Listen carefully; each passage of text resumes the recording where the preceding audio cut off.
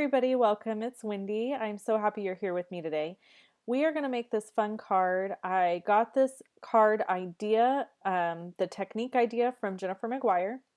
We are going to use the balloon celebration stamp set, and I just wanted to show you the punch that goes along with this. You can get it in a bundle, but I'm not using the punch today. I'm just using the stamp set. So I'm going to use the small and large clear balloons, and then I'm going to use both the clouds and the happy birthday sentiment.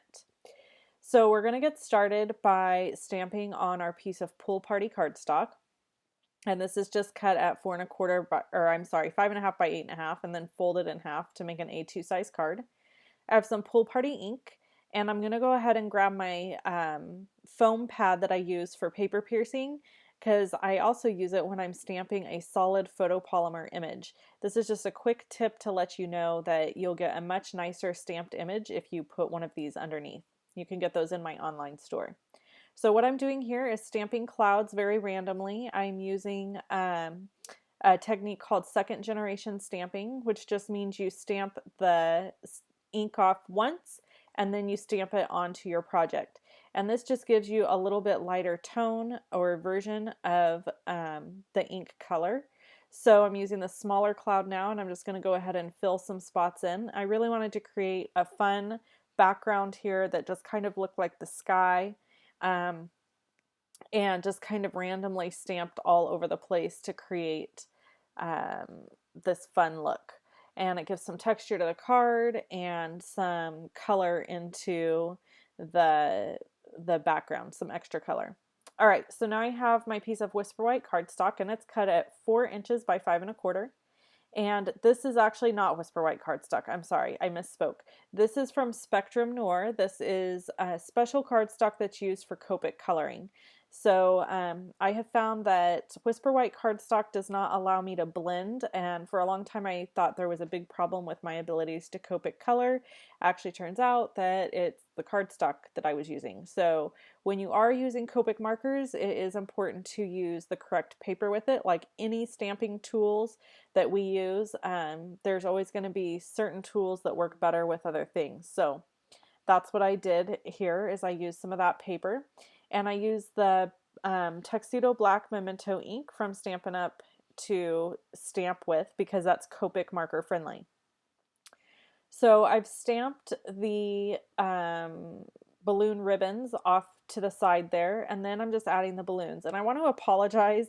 My head is in this video a lot, so I'm sorry about that. I've cut out a little mask here from some of my masking paper that I also got at Simon Says Stamp, and I'm just masking right over the top of that first balloon. When you use this masking technique, you just want to remember that whatever you stamp first is what's going to end up in the front. So first, front. Just try to remember that. First, front.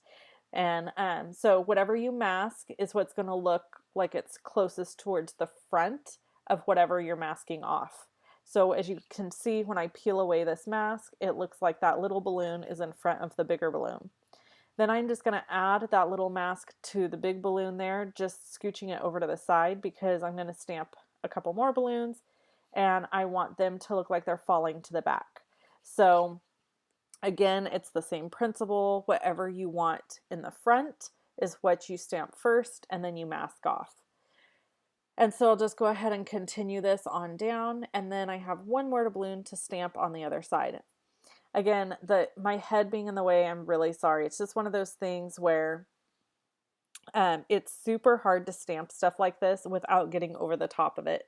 And I didn't want to mess this up, so I really had to just be a nuisance and put my head in the way there.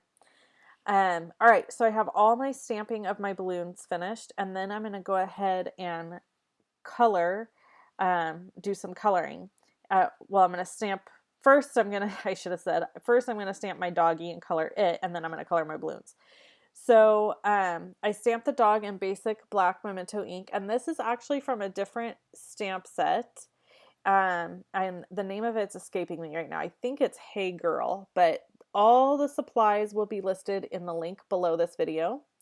I'm using Copic markers W1, W3, W5, and W9, I think it is, or 7.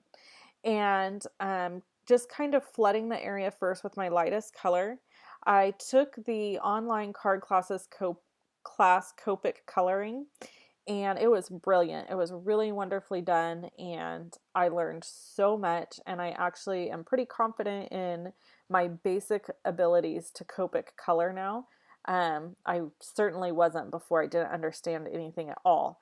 And so that class definitely gave me the tools I needed to feel at least confident in my coloring. I'm by no means an expert, but I'm learning slowly, and the more you practice, like with anything, the more you practice, the better you get at it. So I have been having fun practicing.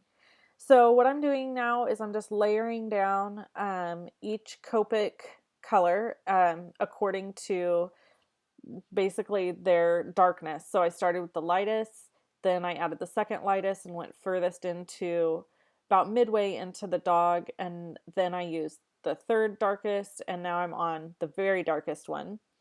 And I will go back with the lightest one and just blend all of these colors together. So these look really kind of rough and weird until you start doing more of the blending, and then it all kind of comes together. So I'm just going to blend this out and get that done there. So while I'm doing this, I just wanted to mention that I am doing this card for Global Design Project. If you check out globaldesignproject.com, you'll see what I'm talking about, but they have challenges every week. And I thought this would just be a really fun card for their challenge. This week, the theme is balloons.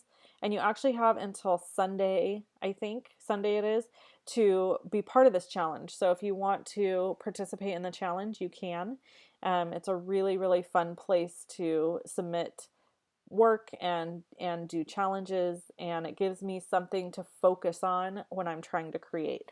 Sometimes it's difficult to come up with our own ideas, so it's nice to have a place that challenges you with very specific ideas, so it kind of narrows your focus on what you need to be doing. Okay, so I got my little doggy all colored, and I gave him a big red bow and a little bit of pink in his ear, and then I am just going to cut him out. And once I got them all cut out, I'm using one of my Stampin' markers just to go around all the edges of this doggy, because I want to make sure there's no white showing around the edges. So I'm just taking that marker and sliding it around the edges and getting it into little spots that I see that are white, so that he has a nice finished look on the edge. You would actually be really surprised when you hand cut something out how much this will provide a finished look to your piece, if you will take the time to run the marker around.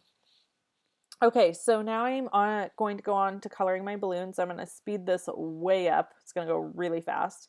But basically, I am coloring with two red colors. This is kind of a red-orange. I think it's R11. And then I'm using R46, which aren't actually in the same color string number-wise, but it's okay because that's what I had. And one of the wonderful things I learned in the Copic markers class is that if you'll just test your markers that you have out by blending them and combining some of the colors, you'll actually find that you can blend colors that are not necessarily matching in the same color family. So usually with this, you would have used like an R, since this is an R11, I would have gone to like an R13 or R15 or an R17, but I didn't have any of those. So I have this darker, deeper red, which is really what I wanted these balloons to be, but I wanted to be able to shade on the balloons, and so the only way to do my shading was to grab one of the only other red markers that I had. So I'm using R46 to do my shading. So when I first layer it down, you'll see that it's really dark, and it kind of looks like, uh-oh, this isn't going to shade well, but it really does. So I flooded the whole area with the R11 to kind of get the balloons nice and wet, and that allows you to blend the colors, the other colors together. So I'm just adding shading kind of where I feel like there would be shading. If the sun was coming from the upper right hand corner, then the top of these balloons would be brighter and the bottom part of the balloons would be darker that are over here on the left side. And then over the balloons over on the right side would have a light up at the top, and they would be dark underneath where the balloons are layering together. So I just tried to think of it that way, if that makes any sense. And then you can just see I'm going back over where I've already added the dark, and then I'm blending that out with the R11. So it ends up being a really, really nice blend, but not markers I would have chosen to blend together if I hadn't taken that class. So I highly recommend it. Those classes are at onlinecardclasses.com if you're interested in taking any of those. All right, so moving back to my front piece, you're going to cut a 1/2 inch off the end of the card and just kind of set it aside to save it. And then you're going to move that into the 1 1/4 inch and cut it. And then that center piece you can just throw away or save for another card because you're not going to be using it on this card. The next step is going to be to add our acetate window in between these two pieces. That's what creates the window to have those beautiful bright balloons popping through. And I wanted to share with you part of my color choice process, and I'll share that with you in just 1 second. So I'm just prepping the area with an embossing buddy. You can get this in the Stampin' Up! Catalog, and I'm going to use Versamark ink to stamp my happy birthday sentiment. And then I'm going to use Whisper White embossing powder to just go right over the top, and I'm going to heat set this sentiment, and it'll be all finished. And it shows up really nicely against those clouds. I love it. All right, so I have my piece of acetate, and it's cut at 2 1/4 by 5 1/2. And I'm going to use tear and tape adhesive in order to put all of this together because I really want a super strong adhesive. Last week I talked about adhesives. I did a video, and I'll link it here, where I talked about using adhesives, different types of adhesive for different types of things when you're making your cards. So check that video out if you have some questions about adhesives and stuff like that. Okay, so I'm layering down this 1/2 inch strip, and again my head is like in and out through this whole video, and I am so sorry about that, but there was just really no way around it.